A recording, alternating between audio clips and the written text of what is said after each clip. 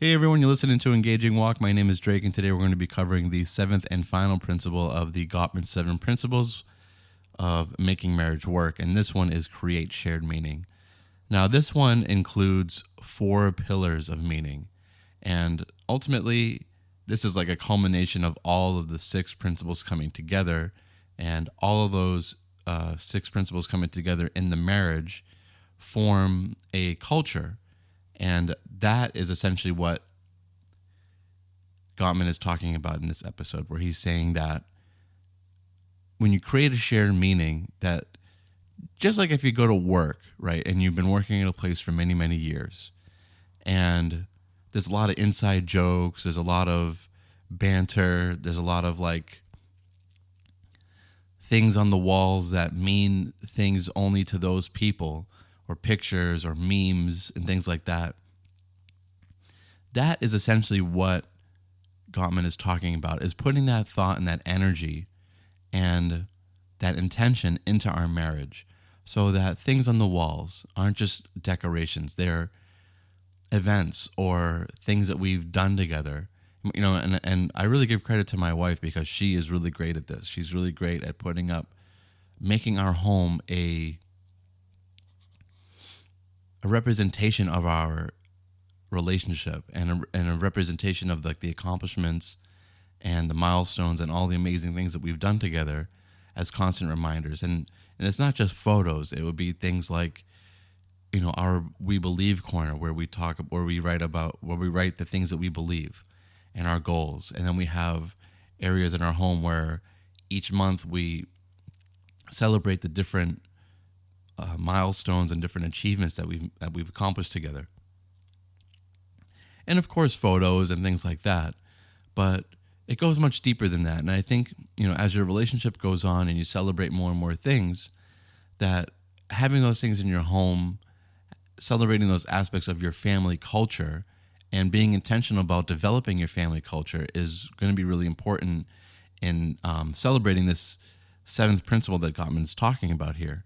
And of course, this is something that like Danny Silk is really into, which is this idea of developing and explicitly stating what your family culture is. And this could be something like that's really like resembles almost like a mission statement. Like our family, the Martinez family, for example, for us, is a family that does so and so. We have dinner together. We work together. We are passionate about our faith, our family, about fitness, about eating well and respecting people. You know, you sort of just like make your own family statement. And that's a good exercise that Danny Silk gets into in a lot of his work. But Gottman is talking about it in a very similar sense, but he also brings up these 4 pillars. So without further ado, we'll get into a couple of them, or we'll get into all of them. But we're just going to cover them very briefly, and then I'm going to give my thoughts about what it means to create shared meaning and how that can really benefit us as married couples in our relationship.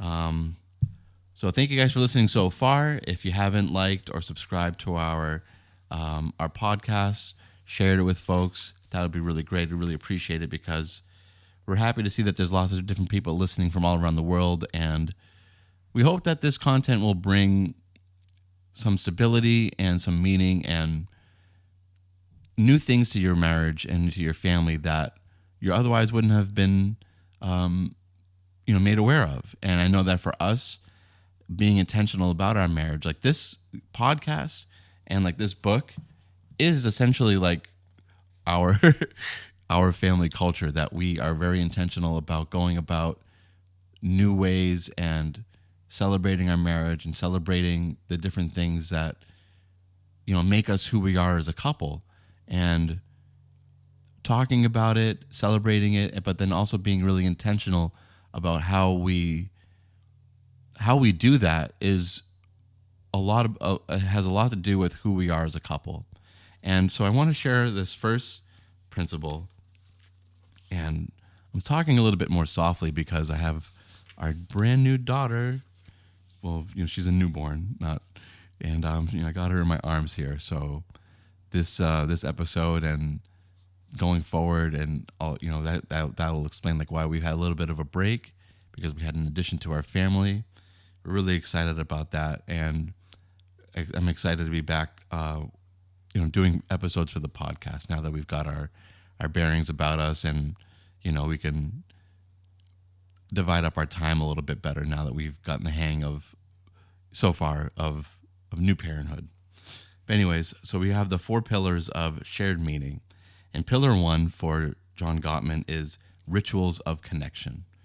Now, in this pillar, he's talking about how essential it is for us as as married couples to connect, and this can be something as simple as having dinner together, or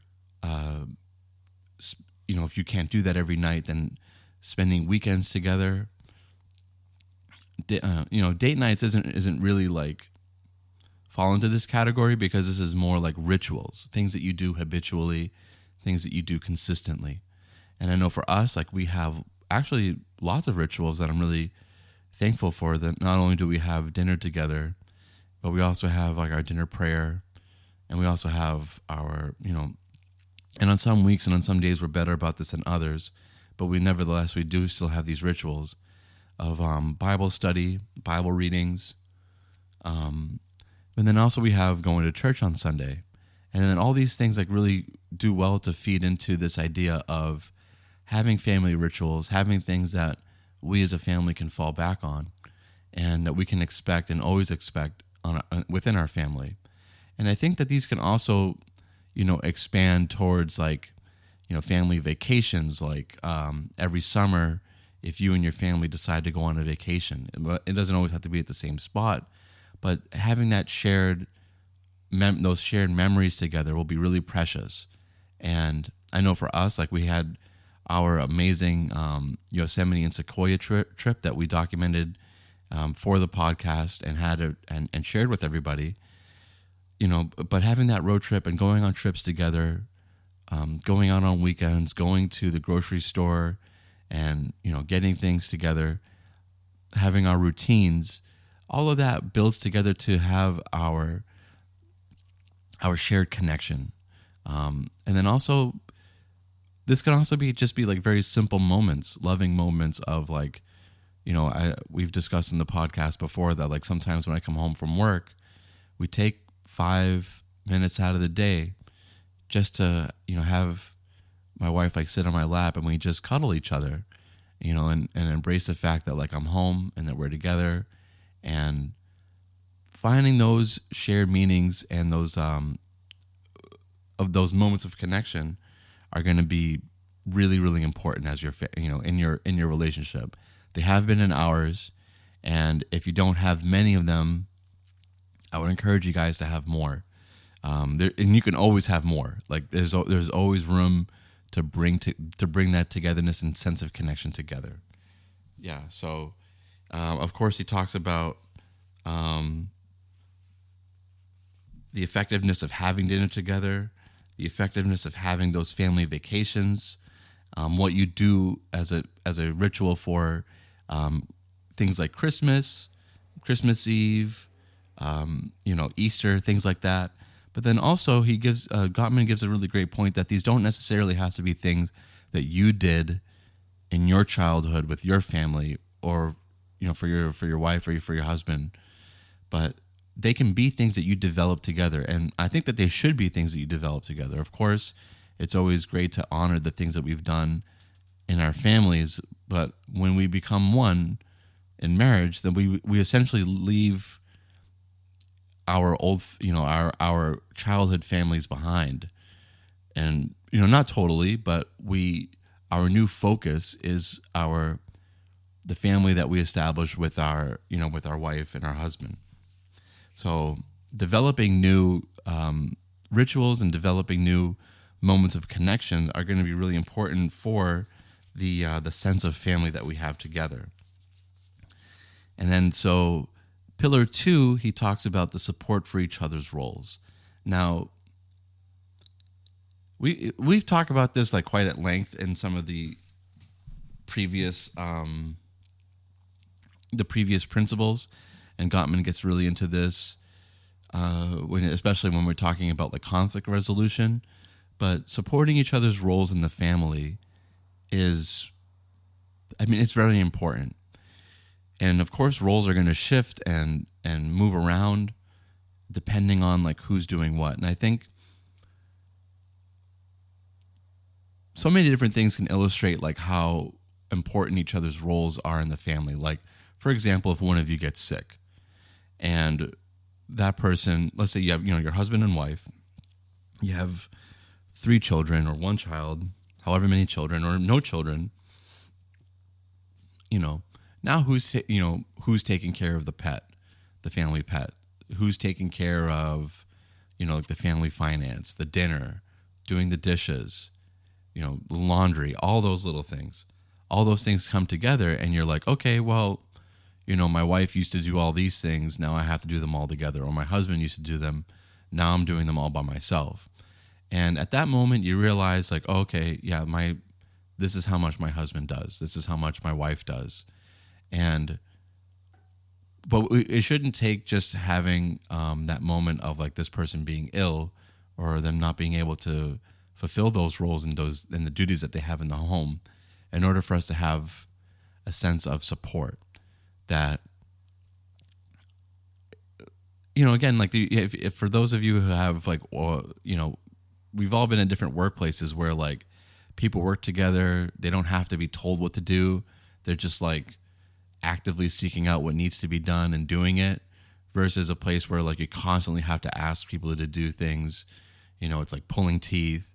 Like no one wants that in the family home. And it's not always going to be like a well-oiled machine, but the more often that we can like strive to that and have that play out is going to be indicative of us supporting each other in our roles and making sure that we also extend appreciation and gratitude for our spouses when we do see them doing a good job and we do see them doing their best. And it also lets them know like a certain sense of like feedback that like, hey, this is what I like seeing, and then of course, like who doesn't want to have praise about it? So, that is like a great way to show connection and show support for each other in their roles. And of course, this is going to look very different in different homes, but you all know what I'm talking about, especially when you hear like this idea of like how it would look like in the workplace, So yeah, having that in your family home, having that in your marriage is going to be really important. And I couldn't agree more with Gottman on that one. So for him, he has pillar 3, which is shared goals. And I just wanted to read from here because this is, I think, something that he says is like really, really important. So quote, and he says, not only will you increase the intimacy of your marriage by sharing your deepest objectives with your spouse, but to the extent that you work together to achieve shared goals, they can be a path toward making your union even richer. For example, both Emily and Alex were committed to volunteer work for their church. Once their children were grown, they decided they wanted to leave a spiritual legacy for the community, so they joined the board of directors of their religious school and started an adult education program at the church for people who want to become acquainted with their faith or reacquainted with their faith. And of course, like this is so amazing. And then whenever you see like powerful couples that have shared goals that work towards something together, and whether it be a business, a charity, or any kind of work that they can do together outside of the home, then like that shared goal and that shared vision is going to be just something amazing. And it could be like even something as simple as like, traveling together and going to go see new places together and enjoying that off time and that vacation time together of like, hey, we have a goal of going to these places and enjoying these sites. And that is a great source of connection and a great legacy of your family. So I couldn't agree more with him, and I really couldn't have said it better than that. And so I think if you and your family are looking forward to something, and whether it be like like for us, like we even had this podcast and we love doing this podcast. Yeah. And so there's so many different things that you can do as a family together, and, have those shared goals, and those, that will just like increase your shared meaning. And of course, that leads us to the fourth and final pillar. Let me just pull it up over here.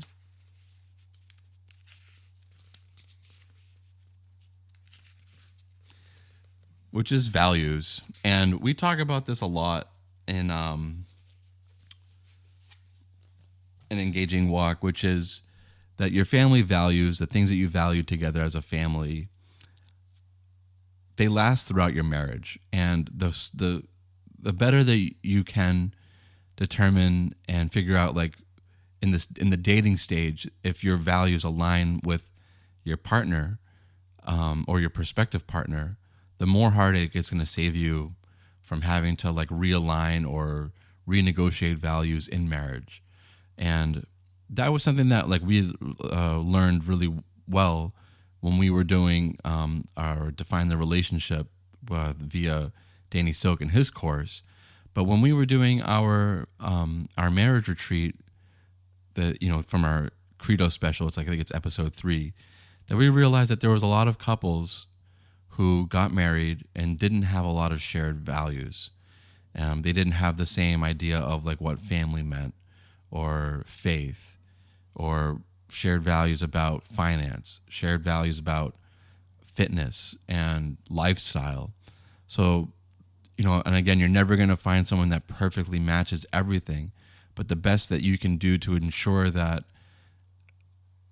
the person that you're interested in developing a relationship with during the dating stage matches all of your core values, then that is really going to make the marriage a lot easier, because there's way less negotiating that you have to do in terms of like, how are we going to raise our children, and especially in terms of like faith, like how are we going to teach them like financial skills, and then like how are we going to raise the children all together? Like how do we view discipline? How do we view child rearing? All those things will come together in terms of like what our values are. So, and of course, like that fourth pillar of values, or something that you want to revisit. It's not just something that like is just ingrained, but also something that you want to revisit and reestablish throughout your marriage, and especially as new milestones pop up, like getting a dog, having children, different financial situations that'll pop up, like buying a home, buying a car. And it's during those times where you have to make really difficult decisions that you'll realize like, oh wow, because we have such shared values, that buying a car together, making that decision together, although it wasn't easy, it wasn't difficult. It just took a lot of negotiating and figuring out what worked best for each other, and then also worked best for the family, because that's another aspect of that, which is the values that you share become like your family's values. And that goes back to like this idea that we always talk about, which is the 2 cups in a bowl, that we're constantly filling ourselves in order to bring it to this new entity, which is our marriage. And okay, so with that, I think we're going to wrap up. And I really want to thank you guys for tuning in. I know it's been a couple of weeks or so since we've been able to publish a new episode, but you can expect some new ones, more consistently, now that we are back on our feet and recovering from having a newborn. So God bless you guys. Thank you guys so much for tuning in. My name is Drake, and we're signing out from Engaging Walk, and we'll see you guys next time.